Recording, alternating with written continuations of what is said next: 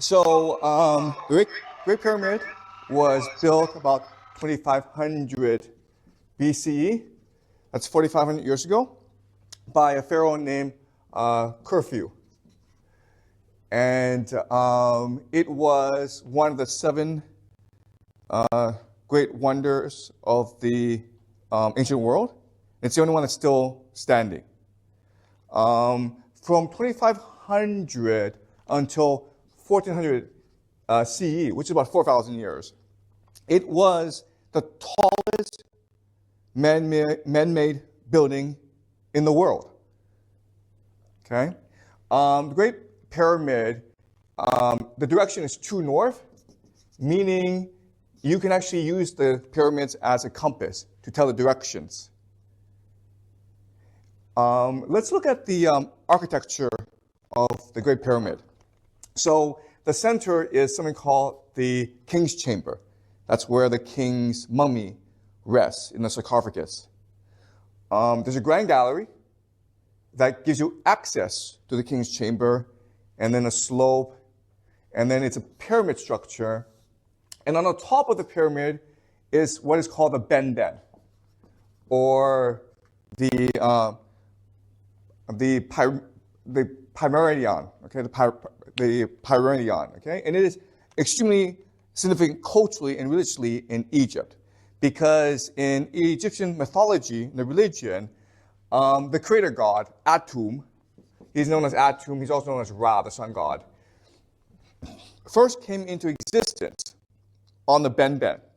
So imagine a large, dark ocean, and there's nothing, and then suddenly emerges a mound, okay, called a benben, and that's where comes the creator god, Atum, or Ra.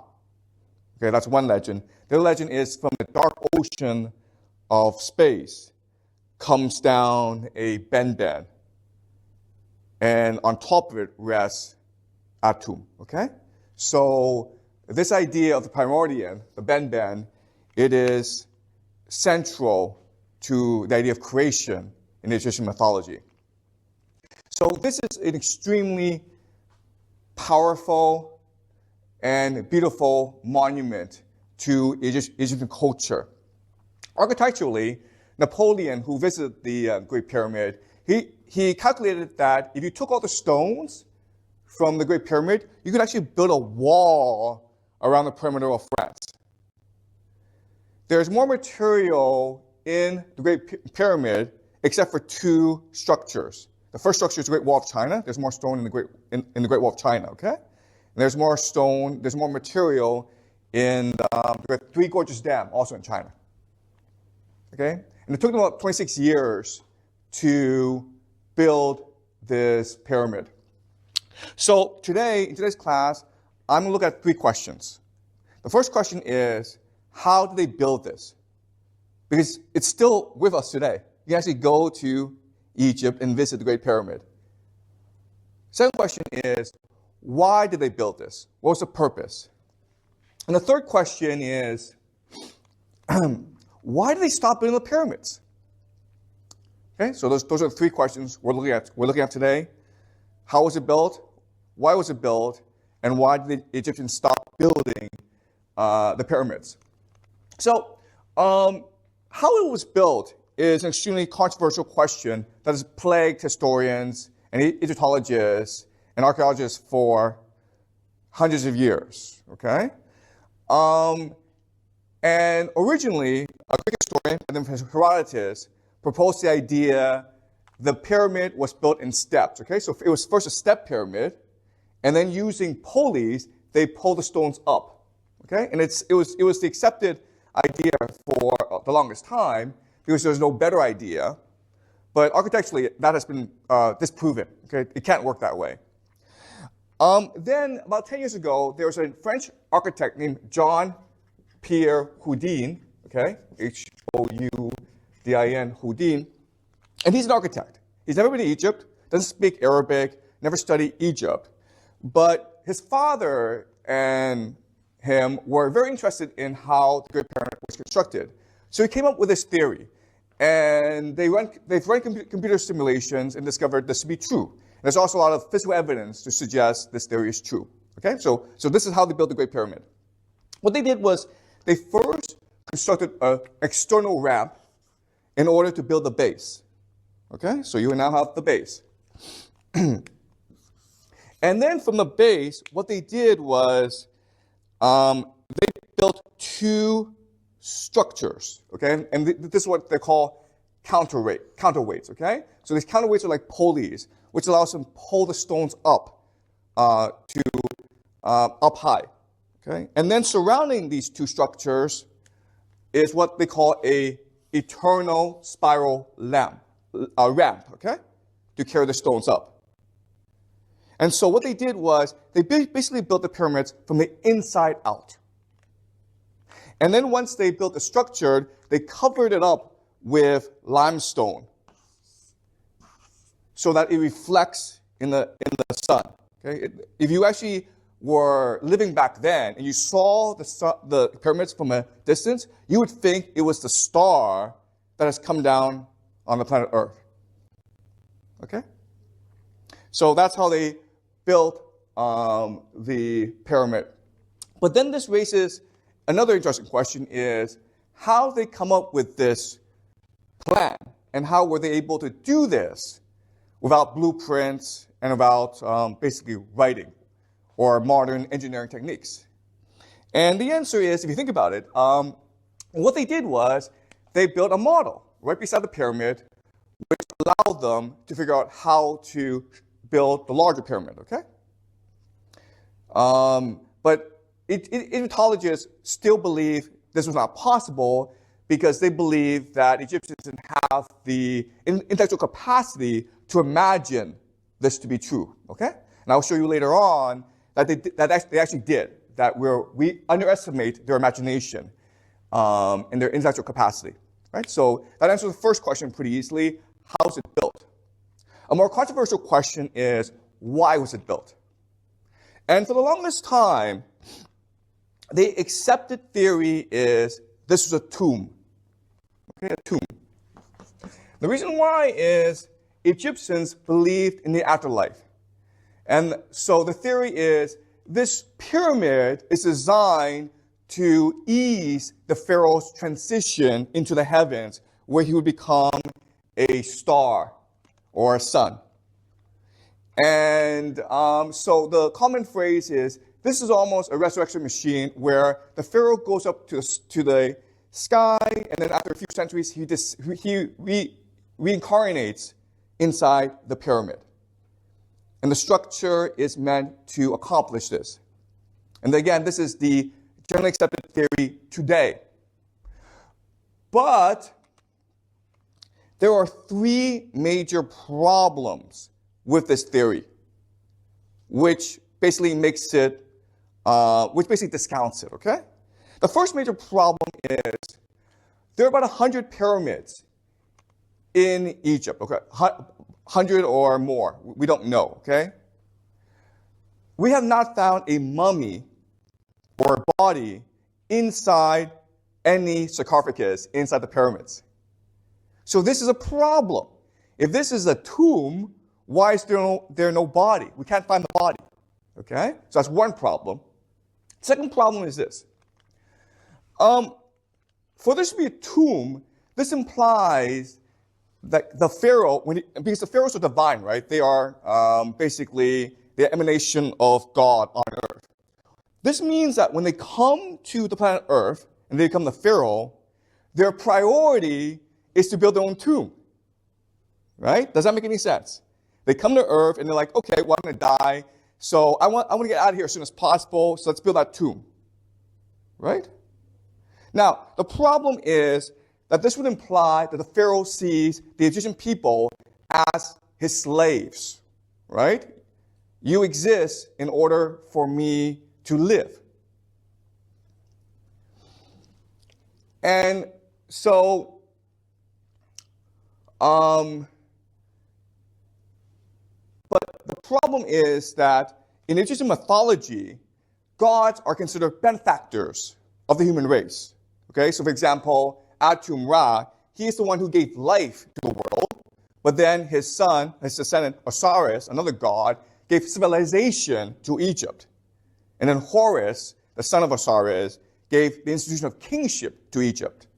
Okay, so these gods come to earth in order to help the human race develop in some capacity. So it doesn't make any sense that the pharaoh's primary purpose when he's on earth is to create a tomb, because that's a very selfish reason. Okay? Does that make sense? And the third problem with this is just pure logic.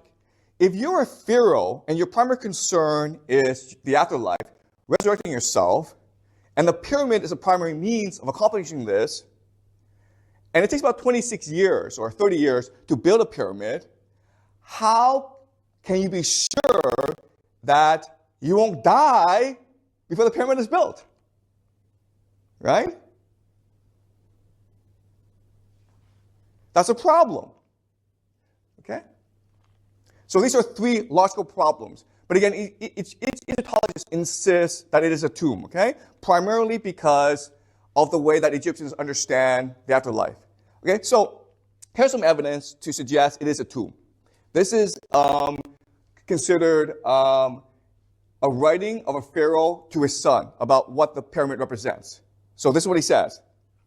Make your grave well furnished and prepare thy place in the west.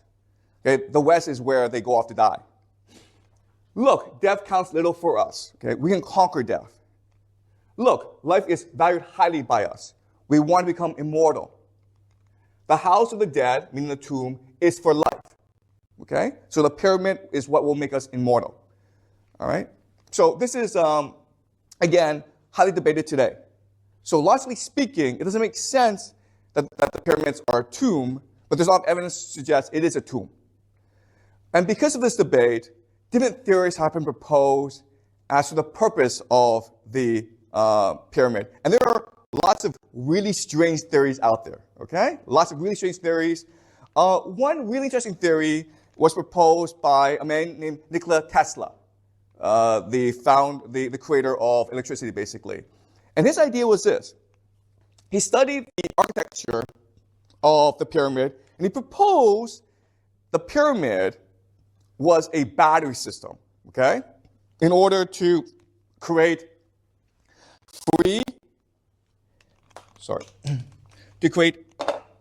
free, clean energy. And the theory is this, okay? The theory is, first of all, if you look at the king's chamber, the sound frequency in it is F sharp. And F sharp is also the frequency of the planet Earth, okay? So it seems like the pyramid is attuned to the planet Earth. Second of all, if you look at where the pyramids are geographically, it's true north, okay? It's put in a place that matches the directions of the Earth. And so the theory is the direction of the pyramid is capturing the energy from the electromagnetic field that the Earth generates. Okay? And the third explanation is inside the pyramid are granite stones, and outside are limestones. And this is a perfect way to trap and store energy. Okay, so think of a solar panel where the sun and the moon reflects light onto the pyramids, and this energy is stored inside the pyramid. Okay? And so this is a great theory.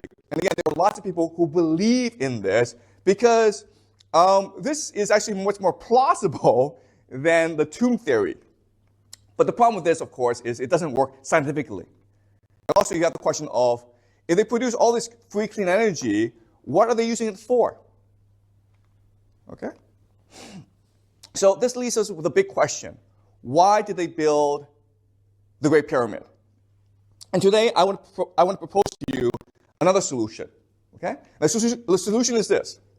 My belief is the Great Pyramid was designed as Egypt's Manhattan Project.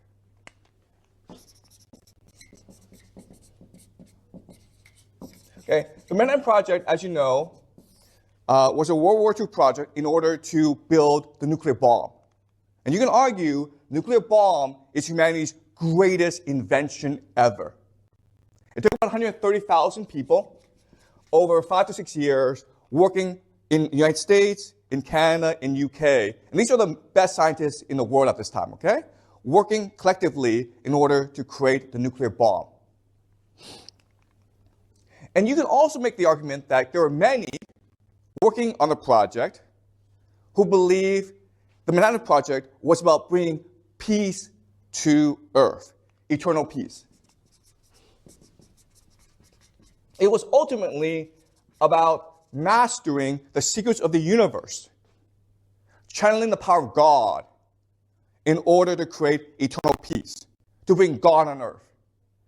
And you could also argue that because we've had no major war after World War II, fingers crossed, they were right. Okay? So that's my argument to you. The Egyptians conceptualized and created the Great Pyramid in order to harness the power of God in order to create eternal peace on earth, to bring an end to history, to bring an end to pain, suffering, and death. Okay? So, before I provide the evidence, let me explain this theory in general, okay? And again, this is my theory. It's speculation, it's imagination, but I think it makes sense, okay? So let me explain the theory to you. The trick is the body of the pharaoh, the mummy, okay? Now, if the pharaoh was divine, and the Egyptians believed he was divine, then after his death, the body would be sacred and divine, right? But not only that, but you think about it, after the pharaoh dies, he would ascend to the heavens to become a star or a sun, right? The body then becomes a portal or a mechanism for you to communicate with the pharaoh while he's in the heavens. You can also argue the body, the mummy, could be a mechanism for you to channel the pharaoh's powers on earth. Okay? So imagine this. You have the sarcophagus. The mummy is inside, okay? Okay? And then you have the grand gallery. And inside the grand gallery, what are people doing? They are there praying and worshiping the pharaoh, which then draws the energy from the stars onto the earth. And then, because of the limestone, this energy is reflected across Egypt. So the entire nation can bask in the divine energy of the pharaoh. Okay? So Nikola Tesla said that this was a battery in order to channel free, clean energy to power Egypt. Well, what if you change this to divine energy instead? The pyramid was a battery to channel divine energy in order to power Egypt. Right?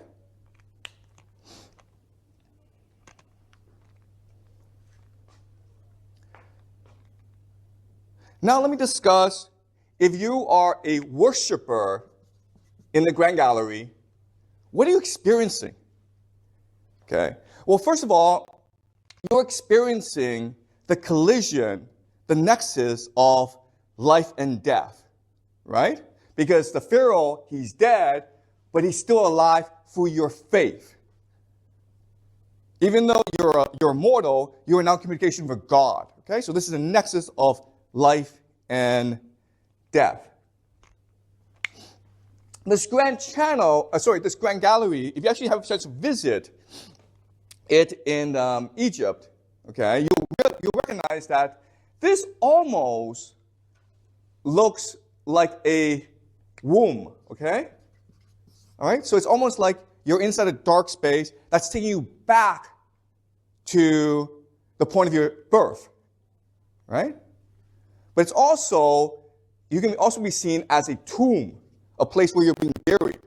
So this is also like another collision or conflation or nexus of being born, and dying.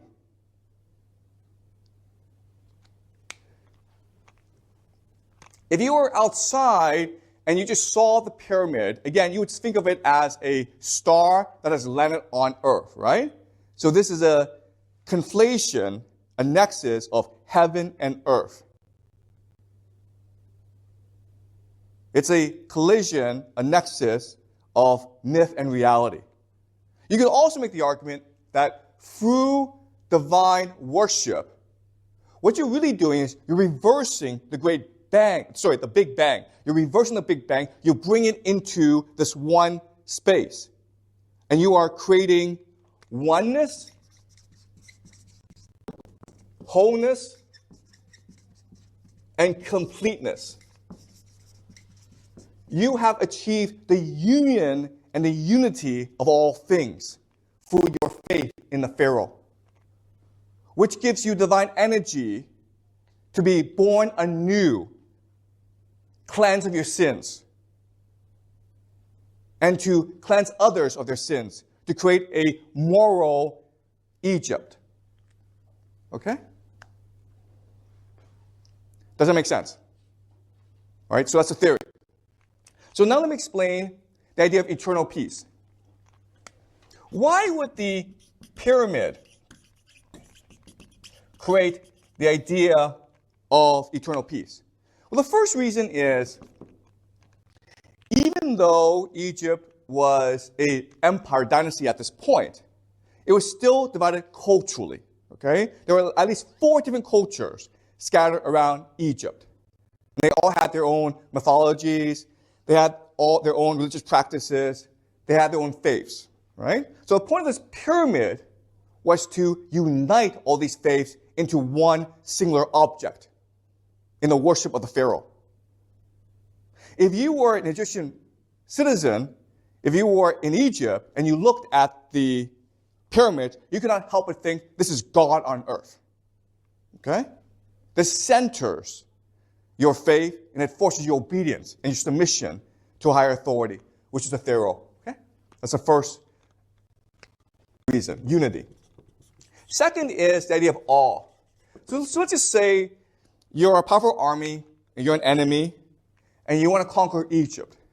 Well, you send your scouts to Egypt and they see the pyramids, right? The Great Pyramid. What are they seeing? They're seeing God on earth, okay? So you're not going to attack God on earth. You're going to run away. So it creates a sense of awe around the world, right? Now, the last thing is the domination of nature. So through divine inspiration, Egyptians are able to summon the Great Pyramid. And it shows the God's ability to control nature. Why is this important? Because the source of Egyptian wealth and power is the Nile River. Okay? The Nile River. And basically, it's the Nile River that has made Egypt the wealthiest country in the world for thousands of years. Okay? So, the thing about the Nile is, if it's in a good mood, you live a very good life because the Nile just floods the banks and leaves this rich soil, and then you just throw some seeds in it, and then you can grow all these crops very easily, okay? It's a very easy life, and you can become very wealthy that way. So if it's in a good mood, then you are a very happy person. But if it's in a bad mood, okay, for example, it doesn't flood or it floods too much, you could die of starvation or of drowning, okay? So it's very important for you to be able to control the moods of the gods. Okay, and that's what the pyramid is meant to do. The Egyptian word for Egypt is Kemet, which basically means black earth. So the source of all life in Egypt is the soil, right? The black earth. And that's okay. So let's go back to this quotation. And now we can actually understand it in a different way, right? Make your grave well furnished and prepare thy place in the west. That's fine. Now, look, death counts little for us.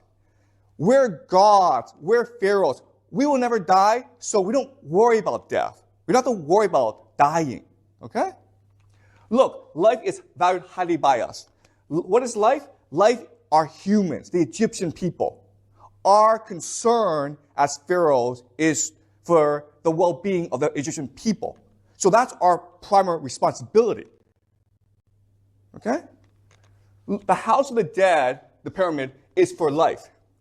The pyramid is our legacy to the Egyptian people. It is our benevolence. It is our generosity. It is how we will make Egypt eternal and stable and prosperous. Okay? So that's my theory of what the pyramid is. It is really the Manhattan Project, an attempt by the pharaohs to bring eternal peace. Okay. Any questions about this idea before I elaborate on it and present the evidence for it?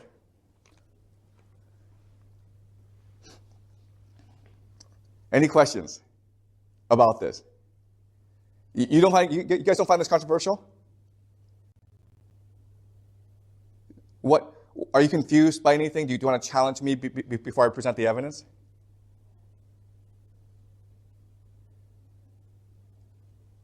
Okay, all right, so let me start presenting the evidence, okay? So the first piece of evidence is, again, Egyptian mythology. All right, so in Egyptian mythology, and it's very different from other mythologies we'll study in the future, like that of Mesopotamia, the gods give everything to the people. Okay, the people don't really do anything. Ra gives life, Osiris gives civilization, Horus provides the kingship. Okay, so the Egyptian understanding of the relationship with the gods is basically, if they worship the gods well enough, the gods will always reward them. Okay, so the idea that the gods will make the people build tombs doesn't really make any sense. Okay, it makes more sense. The pharaoh is helping the Egyptians achieve eternal peace by inspiring them to build the pyramid. Okay? The second thing is the architectural quality of the pyramid. Now, there is a misconception, a myth. The pyramids were built by slaves. It just had slaves, they used slaves, but they never used slaves for religious purposes, right? Because you can't really trust slaves. So it was tens of thousands of laborers who built the pyramid together. And it's a complete mystery to people how they're able to achieve such a miraculous building. Okay? And so the answer is this. Let's think for the past 1,000 years. The most impressive buildings in the world are usually churches, temples, mosques, right? So that just demonstrates the power of religious devotion in the act of creation. So if the Egyptians saw the pyramids as the ultimate temple, as bringing God on earth, you can imagine every one of them would work very hard in order to do their best. Does that make sense? Okay? The third is the idea of the cult of the skull. So around this time and throughout the world, people practice ancestor worship. So the way they did that usually is maybe they have a ancestor who was well regarded. Okay, they would keep a skull around. They would decorate it with clay and ochre, and they would use this skull as maybe a portal into the outer world, into the spirit world, in order to draw inspiration, to draw good luck from this. Okay, so the idea that they would use the pharaoh's body as a portal into the heavens is would be a very common idea at that time. All right? And then you have cave paintings. So remember, way early in the semester, we looked at Ice Age cave paintings inside So these paintings inside caves. And we discussed these paintings were a means of religious worship, of bringing the spirit world into our world, connecting the two, okay, in order to celebrate life and hunting. Okay? Then you have a place like Comparative, which is considered one of the earliest temples. Okay, remember it is a religious monument on top of a hill, okay, which would be also another way for you to connect our world with the heavens, and for your worship, draw divine energy from the heavens.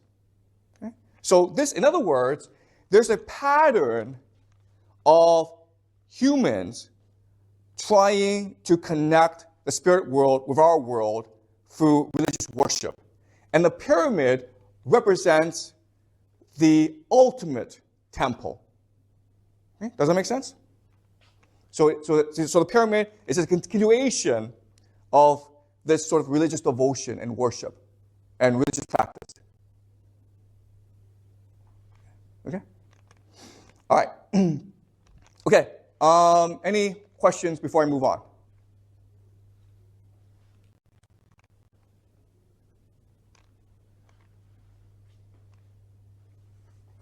Okay, so now the last question is, why did they stop building a pyramid? And there's a very good reason why they stopped building a pyramid. Because remember, this pyramid was about creating eternal peace, pleasing the gods, unifying the world, right? That's a theory. The problem is this theory doesn't work, because in about 2200 BCE, the 4.2 kiloyear event happened. Okay? Think of this as a mini ice age, where for about 100 years, there's a drought in Egypt. Well, that's a problem, right? Because the entire point of the pyramid, why people sacrificed themselves so hard to work on the pyramid, was to prevent a drought in Egypt, right? It was to control the Nile, and they failed. So this creates, first of all, a crisis of faith. Okay, a crisis of faith. Many now are forced to reject their faith in the pharaoh. And now you see the rise of the priesthood, okay? And other gods as well. So the first major reason why they stopped building the pyramids is the crisis of faith. Second problem is, in order to build the pyramids, you need a pyramid economy. Okay, a pyramid economy. And what the pyramid economy represents is centralized planning, right? Centralization. The pharaoh and his palace are able to coordinate all the resources of the state in order to create the pyramids. And we know that when you have a centralization, you have three problems. The first is inequality. So if you're part of this planned economy, you do very well for yourself, okay? But if you're not, then you become poor, okay? So inequality is a huge issue. But you also have a problem of corruption, where people in the system, they want to steal because it's just easier to do, okay? And the third problem is just waste. It's not very efficient. So basically, the pyramid economy is just a complete waste of resources. All right? And the third problem is this, okay? And this is actually a much more, okay? This is a huge problem, okay? It's the idea of a nihilistic religious belief. What this religious saying is, life doesn't matter. It's death that matters. It's death that allows us to be like God, to be eternal, right? In order to ensure our ascent into godhood, one, we have to be close to the pharaoh, okay? We have to be loyal to the pharaoh. But two, we have to ensure we obtain a lot of wealth in our life, okay? So basically what Egypt was doing during the pyramid economy was taking all its grain, all its resources, and then selling it overseas in order to bring back precious metals that they could put in their graves so that they could take these precious metals, gold, jewelry, into the afterlife with them. Okay? So basically, they were just taking all this tremendous wealth of Egypt, almost unlimited wealth of Egypt, and just squandering it, gambling it away, basically, in the promise of an eternal afterlife. And they really didn't care about the here and now. They didn't care about building a great nation. They really weren't concerned about ensuring everyone was well off and prosperous and happy in a nation. Okay? So you had an elite who was concerned about abusing their power in order to steal as much money as possible in order to ensure a good afterlife. Okay? And this is the three major reasons why they stopped building the pyramids. Okay? One, because it's a crisis of faith. Doesn't really work. Second is the centralization creates inequality, corruption, and waste. And third is the religious belief can only lead to the corruption of the state and tyranny. Okay? So I answered those three questions. Any questions before I continue? Maybe just an observation. Okay. Continuum basically, right? And that within the next few hundred years, it's kind of easy to imagine contemporary religions would follow that path. Right. So yeah, that's a great point. Okay. So you're absolutely right that even though they stopped building pyramids, this civilization would go on for another 2,000 years. And it was still, for the majority of that, a very prosperous, stable nation that was basically the hegemon of the Western world. Okay? So this is the Old Kingdom. That's what they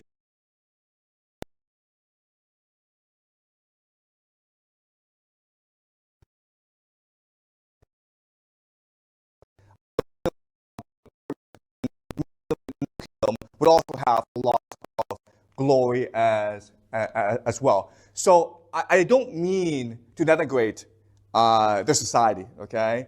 I'm just pointing out some logical flaws in their society that will lead to their eventual decay.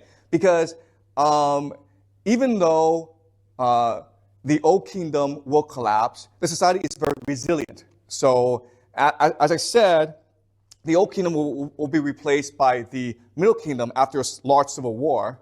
Also, they will make changes to society that will make society much more stable. And the major change is to take all the centralized powers of the pharaoh and then devolve it into the priesthood and creating a bureaucracy, okay? Which is very much like the Confucian bureaucracy in China. And they'll also start importing new ideas from overseas. So I apologize if I'm implying that this is the end of Egypt. It's not. After the Old Kingdom, after they stop building the pyramids, you will have a new flourishing of creativity and innovation in Egypt. But they stop perceiving the pyramids as the end on be all. Whereas, and the point I'm trying to make is, during the Old Kingdom, they did perceive the pyramid as the Manhattan Project, okay? They really thought, if we build this thing, then there will be eternal peace. And you can also make the argument the Israelites in the Bible make fun of them because there's the Tower of Babel story, right?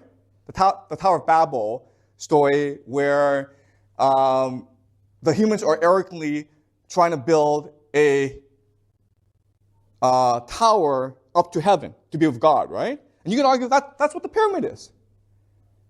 And God laughs at them and mocks them, and they never succeed.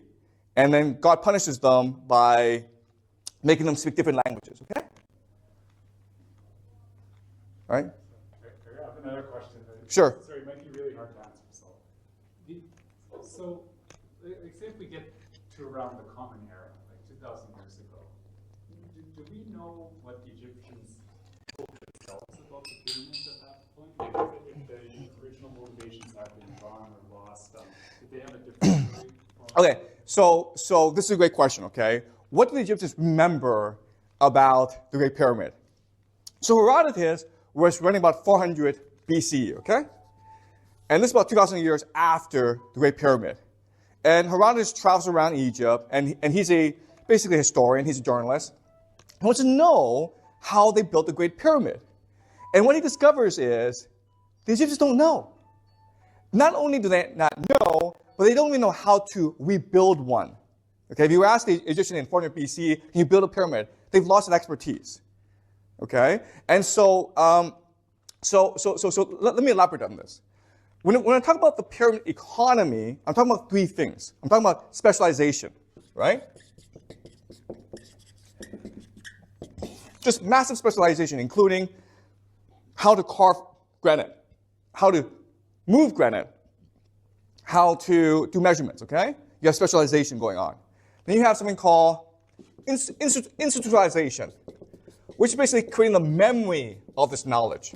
And you do that by passing this knowledge to your sons and your grandsons, and to maybe in a guild or workshop, okay? And then you also have systemization, which is to say you have to bring all these pieces together, okay?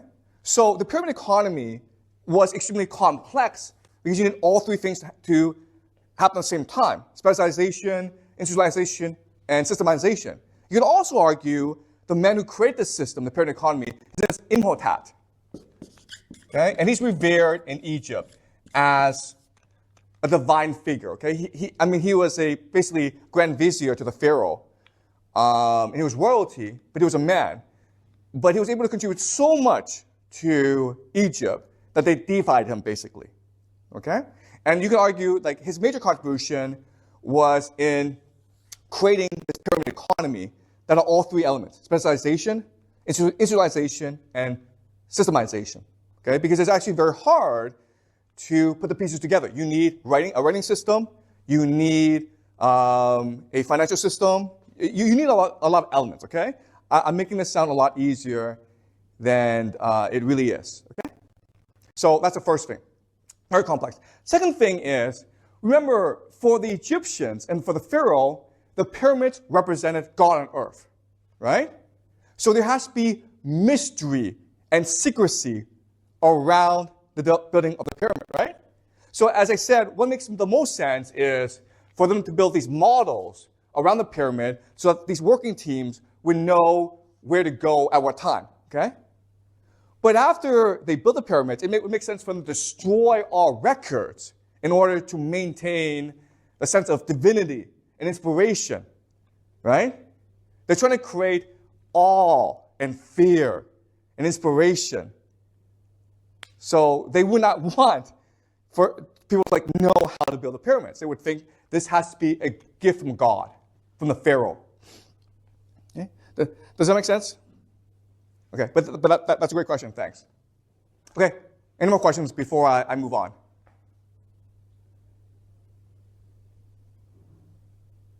If the bodies of the pharaoh wasn't in the pyramid, Okay, that's a great question. Where was the mummy of the pharaoh? Okay, so in this theory, you have to understand what matters is not the pyramid. What matters is the body, the pharaoh, right? Because it's the pharaoh's body that's sacred and divine. So if it's sacred and divine, then you need a priesthood, a cult of the pharaoh to secure and take care of the body. Okay? Does that make sense?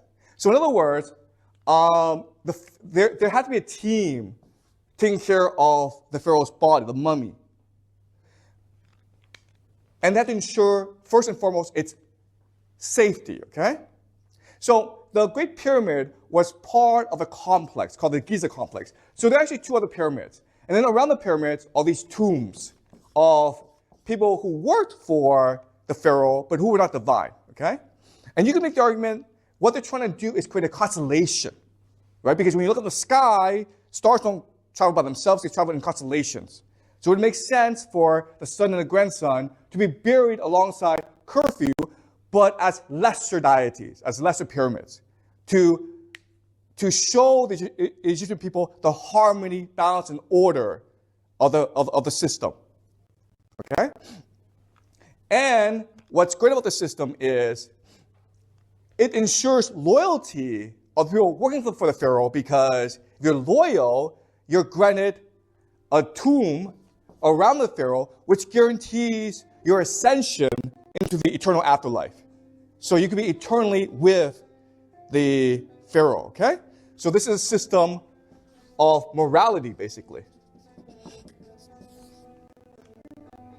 All right? So this is fine because there's lots of protections for the pharaoh, right? He's surrounded by many different systems. But when the system was breaking down, it was clear that Egypt was breaking into civil war, then the cult of the pharaoh had a responsibility to take the body and place it somewhere that no one could find it. Right? Because again, what matters in this system is not the pyramid, what matters is the body. The body is what gives the pyramids energy and power. So they have to protect that body at all costs. So the reason why we can't find the body is they made sure we cannot find the body, right? Because the body is the mechanism, the portal by which the pharaoh will resurrect himself. If we have that, then we control the pharaoh. We control God. Okay? Does that make sense? So they must have a secret caves or places where they put these bodies, and the purpose is to ensure they can never be found. Okay, so great question. Thank you. Any more questions before I finish the class?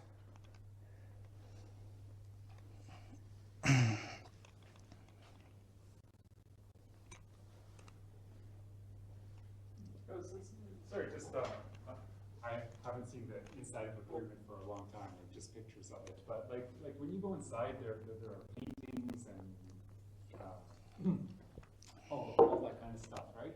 Can you talk a little bit about how that might support your theory, like the images you see within a pyramid? Okay. So what's inside the pyramid? So first of all, the pyramids have been around for about 4,500 years. And tomb raiding was a huge problem, right? So what's actually in the pyramids, we can't be sure about, right? Because of time, because of tomb raiding, okay? We didn't find that much inside the pyramid, okay? There were no pictures, artwork. There were very few hieroglyphics inside the Great Pyramid. There were hieroglyphics and paintings in other pyramids, okay? But inside the Great Pyramid, we haven't found that much, which I think gives even more credence to my theory that this was meant to be a temple of worship, okay? And this is also why people believe it's a tomb, because there's so few artwork. If it were a temple instead, you would imagine there would be a lot of artwork. Okay. Any more questions before I finish the class? Great. Are you guys clear so far? All right. So I want to finish the class with a different question, which is, why is it that my interpretation is so radically different from the mainstream academic interpretation? Okay? And I want to propose the way that our minds work today are radically different from the way that the minds of people like the Egyptians worked, okay? For three reasons. Today, the Egyptian people had a pre-literate mind. They also had a pre-science mind, also pre-capitalistic. Okay? So let me explain. Pre-literate is very simple. It just means they didn't read and write. They just spoke. And we are taught the literate mind is more powerful than the oral mind. But that's not true, okay? If you think about it, the oral mind works through imagination. The oral mind is capable of tremendous memory. Because back then, in order to do anything, you have to memorize a lot of information. Now we can just go online, right? So their minds, even though we're pre-literate, they were much more imaginative than we are today. and their memories were stronger. That's why they were able to build the Great Pyramid, because everyone was able to memorize the model and figure out his or her place inside the structure. They were also able to imagine in their heads the Great Pyramid. Remember, Homer and Virgil. The way that children learn Homer and Virgil is by memorizing them, okay? And you can do that. There are people today who memorize the Quran and who memorize the Torah. Okay, it takes some time, but you're able to do that. So back then, they were able to build the pyramid because they were able to visualize the pyramid in their minds. And you can do that with a pre-literate mind. Okay? Second is the idea of pre-science. So in today's world, science is our God. Okay? So in school, you're taught the scientific method, which is basically you collect information, then you synthesize it, then you write your thesis, okay? It's a step-by-step logical process. But if you're a pre-scientific mind, then where do you get your ideas from? You get your ideas through divine inspiration, through God, right? So you can make the argument, like back then, they were capable of these grand ideas that we're not capable of today because we're locked in by the discipline of science. The other problem with science is it's very materialistic, meaning we're focused on the here and now. We're focused on what we can see as opposed to what we feel or what we believe. Right? So when we look at the pyramid, we're always about what was built instead of like what were they feeling when they were building this. And that's a huge difference. And the third difference is pre-capitalistic. Today we do things to make money. We come to school because we want to get a job, because we want to make money and we'll buy things. Okay? It's a very utilitarian mindset. But for most of human history, most civilizations were not capitalistic. They were religious. They were focused on community. They were focused on what they could contribute to the betterment of the people around them. They were concerned about their relationship with God. They were concerned about how to create peace in the world. They were asking big questions like what is good and what is evil? What is justice? What is fairness? What is justice?